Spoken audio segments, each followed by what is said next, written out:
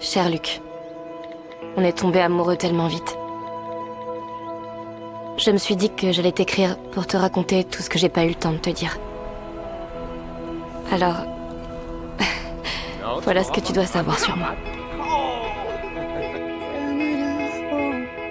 La musique, c'est tout pour moi. J'ai commencé toute petite. Je me chantais des chansons pour couvrir le bruit qu'il y avait à la maison. Ma mère multipliait les relations avec des hommes capables de rien d'autre que de semer le chaos et de la rendre malheureuse. On n'en parlait pas. Elle pensait que je voyais rien, mais je voyais tout. Alors, à l'heure où la plupart des gens apprennent à exprimer leurs sentiments, ou à les écrire dans un journal, j'ai appris à mettre les miens en musique. Toute ma vie, j'ai aimé chanter, mais je suis terrifiée à l'idée de chanter ce que j'ai envie de dire. Alors, je chante des reprises. Je me cache derrière les mots des autres. Ce qui est assez ironique quand on sait que j'ai des idées plutôt arrêtées. Simplement, à chaque fois que j'essaye d'écrire quelque chose d'original, j'y arrive pas. Je jongle entre le besoin de gagner ma vie et mes problèmes de santé. C'est peut-être qu'une excuse. Maintenant qu'on est mariés, je vais pas tarder à le savoir. Ma chère Cassie, voilà ce que tu dois savoir sur moi. Je suis la 3e génération de Marines dans... Là, c'est Luc Moreau, un jeune marine qui doit bientôt aller pour une mission en Irak, et cette jolie demoiselle c'est Cassandra que tout le monde appelle Cassie. Cassie est passionnée de musique et bosse en tant que serveuse dans le bar de Billy pour pouvoir payer ses factures. Un soir, un groupe de marines arrive dans le bar mais Cassie n'est pas fière de les voir. En fait elle n'aime pas tous ceux qui portent les armes. Mais dans ce groupe se trouve Frankie. Frankie c'est le meilleur ami d'enfance de Cassie et c'est aussi le meilleur ami de Luc. Lorsque Cassie voit Frankie, elle saute dans ses bras et Frankie lui présente ses collègues. Un des marines fait une blague tordue à Cassie, elle se fâche et s'éloigne d'eux. Luc va la voir pour demander pardon au nom de son collègue mais Cassie l'envoie balader. Dans la scène suivante, Cassie sort brusquement du bar et se rend dans sa voiture pour prendre l'insuline. Et oui, Cassie souffre du diabète et doit s'injecter de l'insuline tous les jours pour rester en vie. Et là, son flacon d'insuline est vide. Elle se rend à la pharmacie pour s'en procurer un autre. La caissière lui dit qu'elle ne peut pas renouveler son traitement si elle n'a pas d'argent. Cassie lui dit qu'elle en a vraiment besoin sinon elle risque de mourir.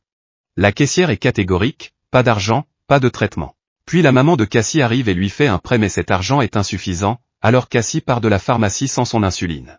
Elle est inquiète et troublée. Puis sa collègue lui dit que si elle épouse un marine, elle va bénéficier d'une assurance santé. Cassie voit en cela une opportunité et court voir son ami Frankie. Quand elle arrive, elle se rend compte que Frankie et Luc vivent dans la même maison. Elle explique son problème à Frankie puis lui demande de l'épouser avant d'aller en Irak mais Luc dit à Frankie de ne pas le faire car il pourrait avoir des ennuis si ça se savait. Frankie dit non à Cassie car il a déjà une fiancée et ne veut pas se compliquer la vie. Dans la scène d'après on voit Luc qui fait du jogging et se prend en chasse par Jono, un de ses anciens dealers. Luc court mais se fait rattraper. Jono menace de s'en prendre à la famille de Luc si celui-ci ne lui rembourse pas son argent. Et voilà. Luc aussi a des problèmes d'argent. Il se rappelle de l'idée de Cassie puis l'appelle et se propose de l'épouser. Quand Cassie et Luc se rencontrent, elle lui demande pourquoi. « Pourquoi veux-tu m'épouser ?» dit-elle. Luc répond qu'il a des problèmes d'argent et veut bénéficier des 2000 $ mensuels versés aux soldats mariés. Elle lui dit qu'elle ne l'aime pas mais puisqu'elle a besoin de cet argent elle accepte quand même de l'épouser.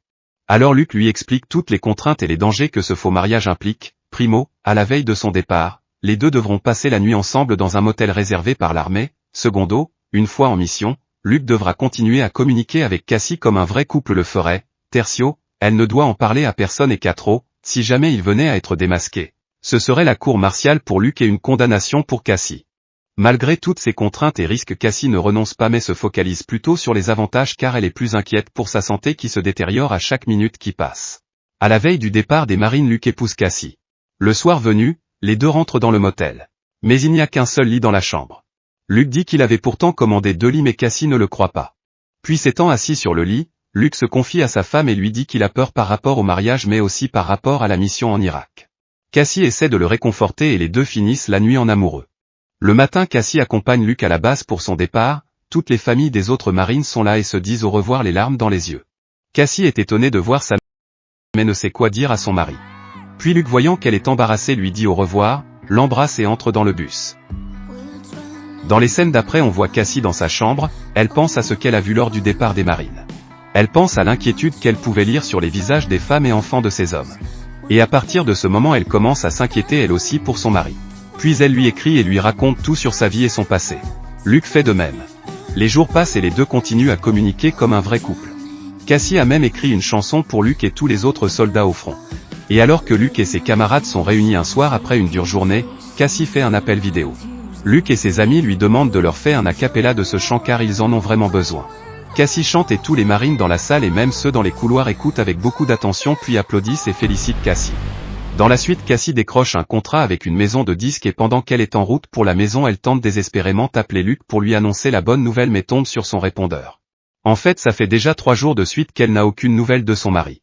Puis un capitaine des marines l'appelle et lui annonce que son mari a été blessé au combat et sera rapatrié aux États-Unis. En fait, Luke a été touché par une bombe qui a explosé. Luke ne peut pas marcher. Avant de partir, Luke a dit à Cassie d'aller voir son frère en cas de problème.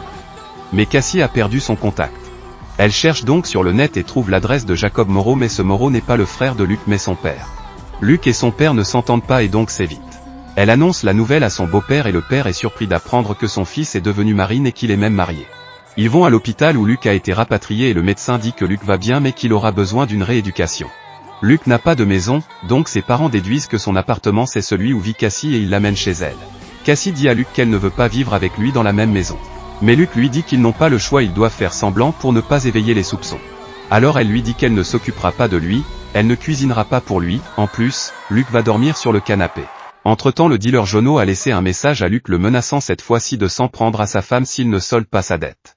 Luke reçoit le message mais l'ignore. Alors un soir, le dealer entre par infraction chez la mère de Cassie. Dès son retour, elle le constate et appelle directement chez Cassie mais c'est Luke qui répond car Cassie n'est pas là. Elle demande qui il est, et Luke dit qu'il est le mari de Cassie. Sa belle-mère est surprise car elle aussi ne savait pas que sa fille était mariée. Puis Luke appelle sa femme et les deux se rendent chez la mère de Cassie. Luke entre seul dans la maison pour voir si le cambrioleur s'y trouve encore mais il n'y a plus personne. Pendant qu'il est à l'intérieur, Jono l'appelle et lui dit que c'était un dernier avertissement. Luke ressort de la maison et dit qu'il n'y a plus personne mais ne dit rien concernant Jono. Très tôt le lendemain matin, Luke a rendez-vous avec Jono dans un parking. Dès que Jono arrive, Luke l'agresse et le frappe avant de lui rendre la totalité de la dette restant. Puis il dit qu'il le tuera s'il approche encore un de ses proches. Mais Jono s'étant relevé va d'abord voir la maman de Cassie à qui il raconte tout, puis fait une déposition contre Luke où il parle du faux mariage de Luke. Ah oui. Jono lui, était au courant, Luke lui en avait parlé avant d'aller en Irak.